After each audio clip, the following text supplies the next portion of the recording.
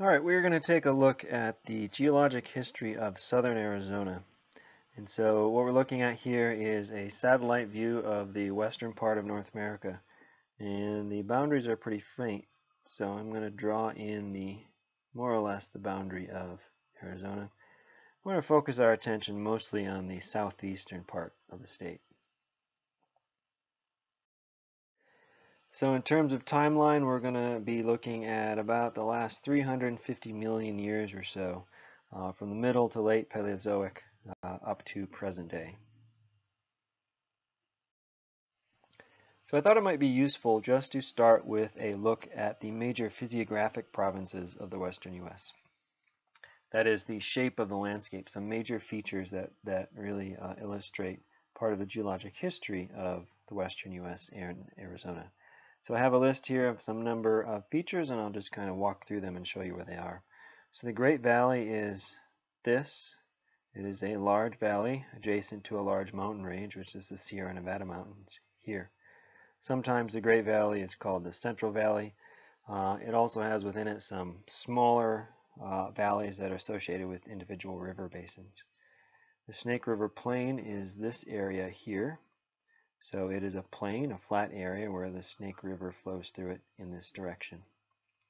The Great Salt Lake is the largest in terms of surface area lake in the western part of the U.S.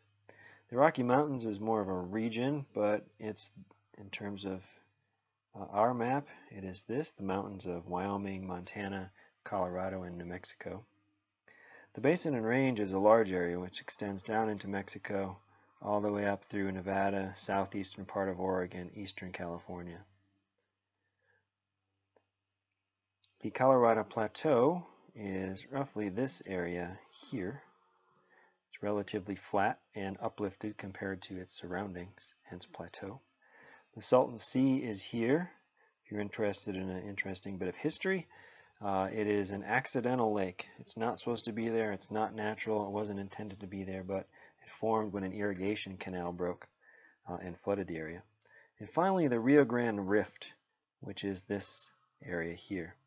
The Rio Grande Rift is a result of the Colorado Plateau moving very slowly to the left, to the west, pulling away from the rest of North America, creating the rift through which the Rio Grande River flows. Tucson is located here, roughly at the same latitude as the northern tip of the Gulf of California.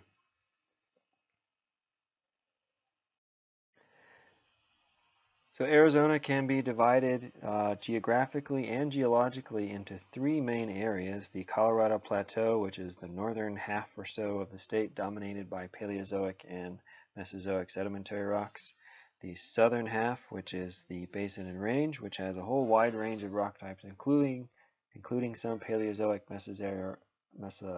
Paleozoic sedimentary rocks, but also much younger igneous and metamorphic rocks; and the transition zone, which is a combination of the two. You can also see this in the shaded relief map. The outline of Arizona is approximately here. The Colorado Plateau is this region, the Basin and Range is this region, and the transition zone is the area in between. Tucson, by the way, is located approximately there.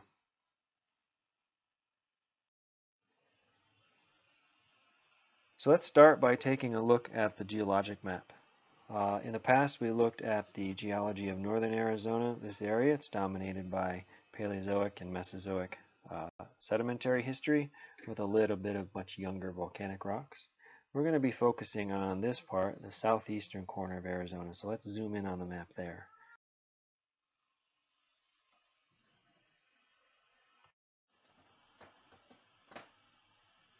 All right, so here we are in southeastern part of Arizona looking at the geologic map. And just point out a few things. There are some outcrops of Paleozoic sedimentary rocks, like we saw at Snyder Hill here. So these blue colors especially are outcrops of sedimentary rocks like limestone. We'll see some of those here in a minute. But there's also this kind of pink color, purples and greens, which are much younger rocks, many of which are igneous and some metamorphics. The other feature that I want to point out to you is we have a number of mountain ranges like this one, this one, this one, and this one, separated by lower lying areas, basins, which are filled with sediment.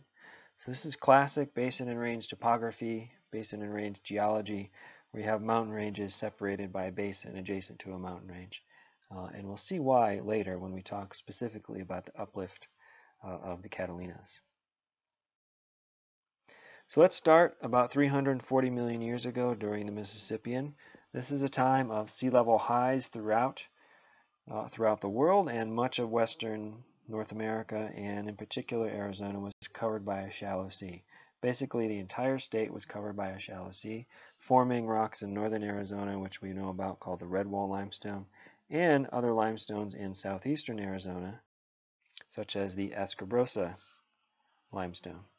So the Escabrosa limestone correlates well with the red wall. It's the same age and similar rock type, and so formed in a similar process, limestone forming in a shallow sea. So Escabrosa limestone is exposed at Kartchner Caverns State Park in an extensive cave system. You can actually go inside the Escabrosa limestone. Or if you stand at Kartchner and look towards the west, you can see very clearly a bunch of layered sedimentary rocks dipping off to the west. So these formed during the Mississippian and Pennsylvanian, but they were uplifted and tilted later. So if we go forward in time a little bit to the Pennsylvanian, so about 310 million years ago or so, most of Arizona was above sea level. So during the Pennsylvanian and northern Arizona, we have a lot of terrestrial rocks, sandstones and the like. But southeastern Arizona was still covered by a shallow sea. If you move forward in time to the early Permian, that's still true. So we have northern Arizona and much of the rest of western North America above sea level and dry, forming Aeolian sand deposits or sand dune sandstone, but southeastern Arizona is still covered by a shallow sea. And this is when the Permian, Concha, and Rain Valley limestones that we've seen at Snyder Hill formed. So these limestones represent a regressive sequence, the lower Concha being a deeper water deposit and the upper Rain Valley being a shallower water deposit. So we have sea level going down, so a regression. And in fact, these may represent the very last regression of the sea. So southeastern Arizona was covered by a shallow sea more or less throughout the Paleozoic. But these during the Permian are the very end of that Paleozoic sea level stand and may represent the very last regression of the sea level going out and really never coming back. All right, moving forward in time to the Triassic. So we're into the Mesozoic. Arizona is going to be above sea level here on out. So the major thing to pay attention to here and going forward is the mountain building and igneous activity that's occurring kind of in this part of the world. So right now we have subduction along the entire southwestern margin here. So we have an oceanic plate subducting underneath North America. Here's the trench, creating mountains by way of compression and igneous activity, both intrusive and volcanic rocks erupted at the surface. So an arc is a series of volcanoes produced by subduction, such as what you might find in the Cascades today. So in the early Triassic is a period of the formation of an early arc thanks to subduction. Going forward in time, this arc is more mature. So we have lots of igneous intrusion and rocks erupted at the surface, mountain building behind the arc by way of reverse faulting. And so the high mountains were in the southwestern part of the state, and so drainage was off towards the northeast. Finally, here we are in the Jurassic. Similar story, basically. We have subduction towards the east or northeast. We have a well-developed arc and mountain building along the southwestern margin. This is when in northern Arizona and much of the rest of the western U.S. was an erg, a major desert sand deposit forming rocks like the Navajo sandstone, which we looked at in northern Arizona. All right, finally into the late Jurassic. Similar story in terms of tectonics. We have subduction, including the arrival of some island arcs soon. We have mountain building and and volcanic activity along the southwestern margin. This is also the start of a period of a relatively small but important sea level rise, which brought the ocean into the southeastern corner of Arizona, and we'll get to that in a second. But first, let's look at an example of some of the igneous rocks formed during this mountain building, compression, and igneous activity, for example, during the Jurassic. So these are Jurassic granites and diorites in the mountain ranges of southeastern Arizona, the Boboquiviri and Kit Peak and other similar mountain ranges southwest of Tucson. So these contain primarily Jurassic or similar age igneous rocks, coarse-grained igneous rocks. So this is magma chambers that solidified below the surface and then were later uplifted to form these mountain ranges.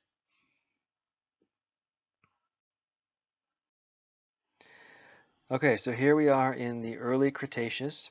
This is a look at what the world looked like in the early Cretaceous. And so we're still during a period of compression and subduction on the western margin. We still have accretion of terrains. All those island arcs we saw earlier are now pasted onto the southwestern margin of Arizona. One interesting thing that happened here is during a relative sea level high, the sea intruded as far as approximately here into the far southeastern corner of Arizona in a region that was low-lying called the Bisbee Basin. That sea didn't last very long when it retreated. For example, here we are 25 million years later. However, during this time, there were a series of freshwater lakes that formed in the Bisbee Basin. And one of those lakes is now, or the rocks that formed in that lake, is now exposed on the western margin of the Tucson Mountains. And these rocks are called the Amole Formation, or sometimes just called the Amole Arcos.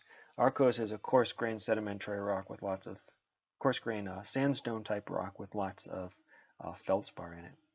And we know that it formed in a shallow, or in a freshwater lake, because it contains fossils of freshwater bivalves.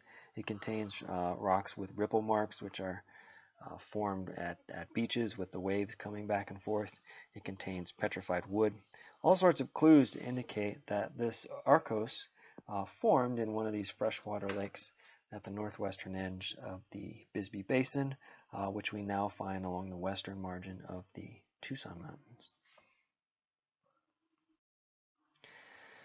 Okay, so into the late Cretaceous, we still have the subduction of the Farallon Plate to the northeast, and we are about to make an important transition in terms of the tectonic history of the western U.S.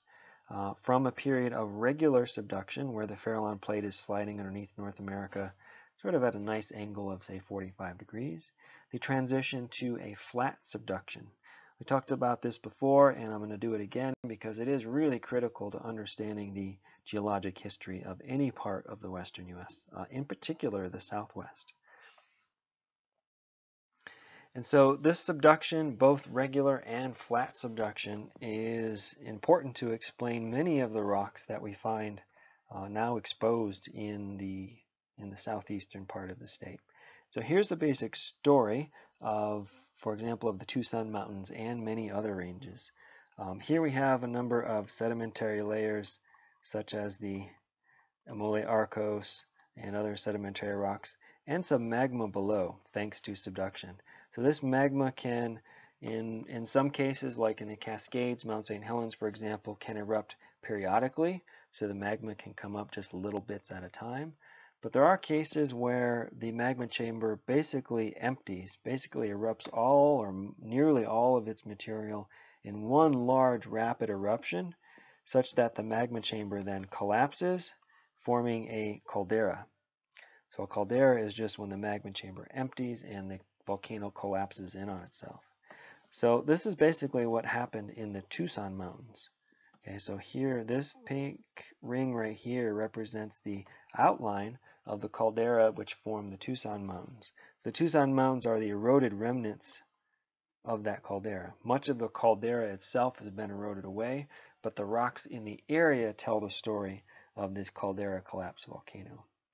And so this is not a unique story. There are these caldera collapse volcanoes all over the southwest, southern Arizona, New Mexico. Another great example of one is in the Chiricahuas in the far southeastern corner of the state. So a couple of important pieces of evidence related to this caldera collapse volcanic deposit. So one, here's the map of the geologic or of the geology of the Tucson Mountains. And most of the Tucson Mountains are made of this orange, light brown, and purple stuff, which are late Cretaceous age volcanic rocks erupted during before or during the caldera collapse. So the biggest one is this orange stuff, which is the Cat Mountain tuff, which you find all throughout the Tucson Mountains. It forms the peaks and the ridges and the cliffs. It's a very, very thick layer of tuff, which is an erupted ash, solidified ash deposit. Another interesting rock is called a megabreccia. So this is thought to have formed during the actual collapse of the caldera. So a breccia is a sedimentary rock. This breccia is formed out of igneous rocks, the rocks that erupted before the caldera collapse. And it's called a megabreccia because some of them are size of your car, quite large. Right? And so this rock formed during the caldera collapse where those igneous rocks, those volcanic igneous rocks that erupted just slightly previously, got broken up, got tumbled, and then got stuck and solidified together layer to form the megabreccia.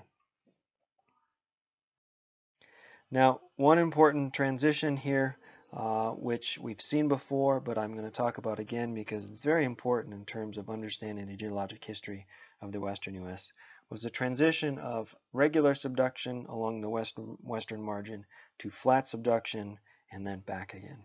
This really changed the story in terms of where mountains were being built, where volcanoes were being erupted, where sediment was being produced. Everything. It's a critical part of the history, in particular for the Southwest. One of the key pieces of evidence for this change in subduction style is from volcanic activity in the Southwest in southern Arizona and southern New Mexico. So I'm going to play this animation here. It represents volcanic deposits over time, so these numbers are in millions of years before today. And what's important is to see the big buildup of volcanic activity here in New Mexico, and then shifts backwards towards western part of Arizona afterwards.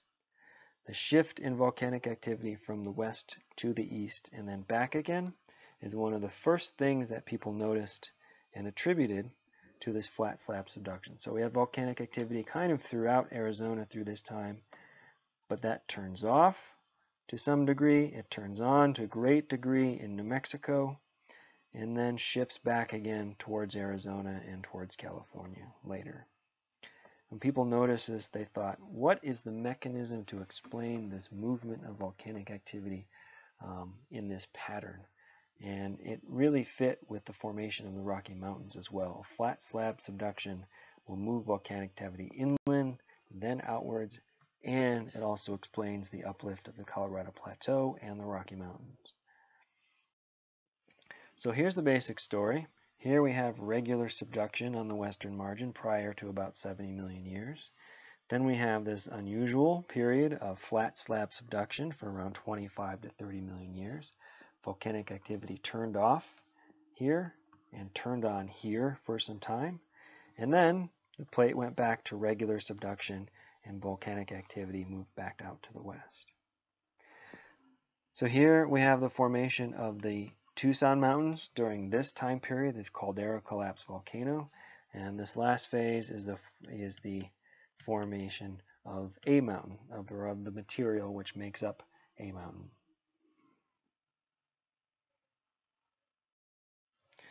Okay, so here's what the world looked like during this time period. So here we have regular subduction around 80 million years ago, and we're about to transition to flat slab subduction.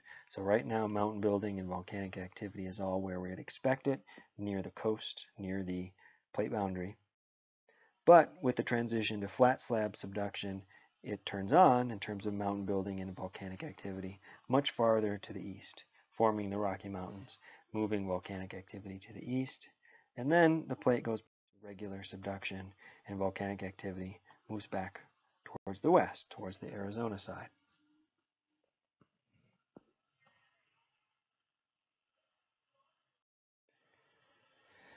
A mountain, again, being one of the great examples, or the rocks that make up a mountain, one of the great examples of the last part of this story, the transition of volcanic activity back to the west.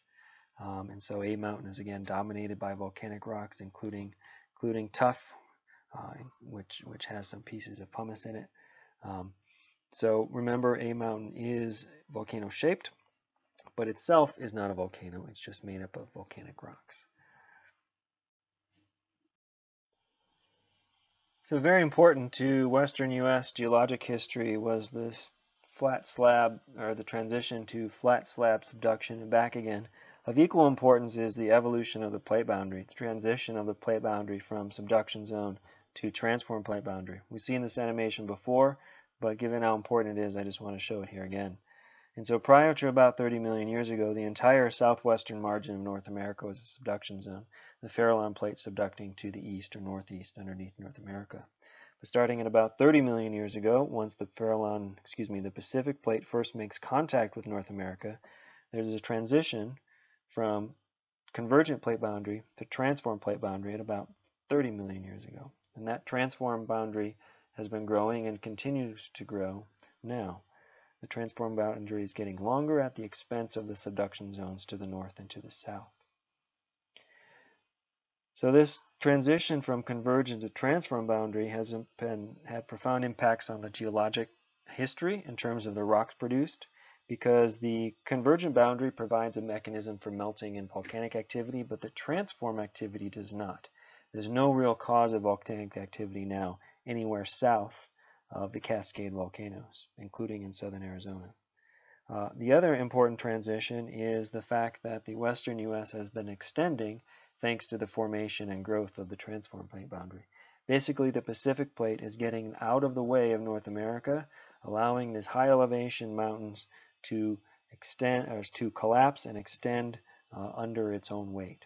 And so this area shown in orange here are areas that have extended significantly during the last 30 million years, including much of southern Arizona, although here that extension has largely turned off. So here's what the world looked like during this transition. Right now at 30 million years, we have a subduction along the entire western boundary, but we're about to have the Pacific plate come in contact with North America to form the transform boundary, which in turn gets longer, and as a result, the western U.S. extends. So here we are at 30 million years, 20 million years, 15 million years, 10 million years, a fuzzy look at 5 million years,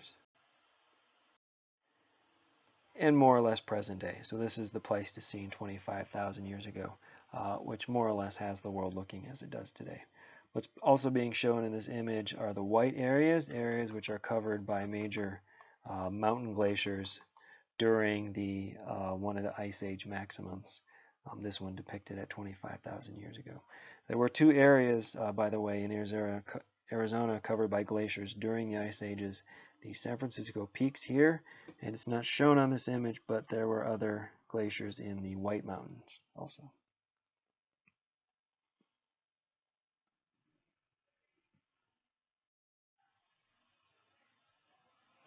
Okay, so let's go back to the geologic map and talk a little bit about the uplift and formation of the Catalinas.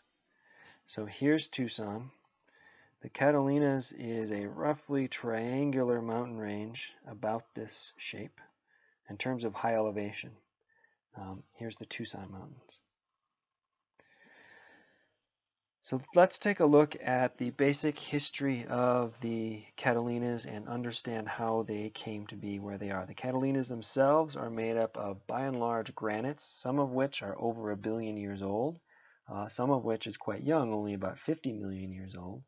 But the mountains themselves didn't form until starting at around 25 million years old. Right, so here's a basic simplified, but it does tell a good story of the formation and uplift of the Catalina Mountains. And so we're looking at a series of cross sections here, looking south. So east is on our left and west is on our right. So around 30 million years ago, I'd put it more at like 25 to 30 million years ago, we had eruption of the material, the basalts and the tuffs and whatnot, which form the Tucson Mountains. They didn't necessarily come up in such a simplified manner as this, but this is a nice sort of simplified story of where that material came from. Now, this is depicting the Tucson Mountains volcanic material erupting on top of the Catalinas, and we know it's not there now, of course. It's separated by quite a distance. The city of Tucson is in between the two. And so what's depicted here in section B shows a really important event which helps understand the formation of the Catalina Mountains. That is a stretching in the left-right direction, really in the southwest-northeast direction, which caused these rocks, which now form the Tucson Mountains, to move off of their original location and to the southwest towards their present-day location. But they did so along what's called a detachment fault. A detachment fault is a really low-angle normal fault. So this is a normal fault with the top moving that way and the bottom moving that way. It's just a low-angle normal fault, and we think it goes even close to horizontal underneath the city. So these rocks were then sort of transported along this surface towards the southwest to their present-day location. Now, this normal fault also really helps to explain all of the gneiss, the metamorphic rock, which sits on the southern margin of the Catalinas. You can see it in Sabino Canyon, Pima Canyon, any of the canyons on the southern margin of the Catalinas. So this gneiss formed during this low-angle detachment faulting around 25 million years ago or so. Now the thing about detachment faulting, though, it allows rocks to move horizontally great distances, but they don't move vertically all that much. So this detachment faulting thing didn't really provide a whole lot of opportunity for uplift of the Catalinas themselves. We need another mechanism to take these granites, which formed at 5 or 10 kilometers within the Earth, and now move them to 9,000 feet above sea level. And so that came later by way of a different type of faulting we call basin and range faulting, which is again normal faulting, but much steeper. So these faults being depicted here are all normal faults, where the block in the middle moves down, where the hanging wall always moves down relative to the footwall, which in turn allows this block in the middle to move up. So this high-angle normal faulting is what's created the mountains of the Catalinas and the intervening basins in between the mountain ranges. So this basin and range style faulting, which occurred throughout the western U.S., is a much younger event, like 12 to 6 million years ago. And today, this is the situation. And so the intervening basins have filled with sediment. Tucson sits on one, the San Pedro is in the next one over, and we have the Catalina Mountains in between.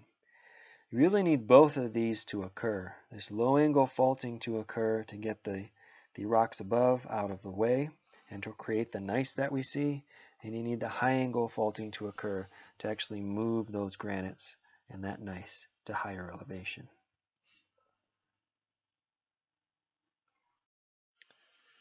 So a good example of motion of the Tucson Mountain rocks along the low-angle detachment fault is shown in this image. So this line here represents the outcrop of that low-angle detachment fault, wherein everything above it, sitting on the upper block, has moved to the southwest. And this shows some reconstruction of just how far rocks have moved. And it's about 30 kilometers or so, about 20 miles of displacement from when those rocks formed to their current locations.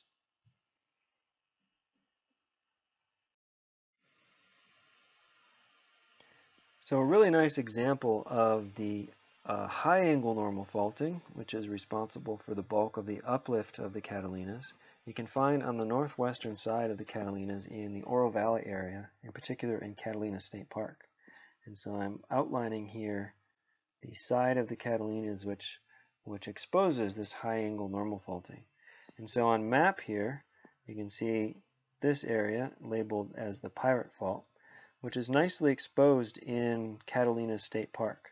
And so this is a photograph of some rocks that are exposed in Catalina State Park. And basically, this side is it's the eroded remnants of rocks that were uplifted along high angle normal faulting, the normal fault being approximately here. So the rocks on the left of the fault were moved down, and those on the right were moved up. And so this is the eroded remnants of the sort of simplified situation over here in this simple diagram, where the normal fault is the inclined fault, and the rocks on the right represent the Catalinas, which have been uplifted, and those on the left represent Oro Valley, which have been collecting the sediment eroded from the Catalinas. All right, that concludes our history of Southern Arizona geology.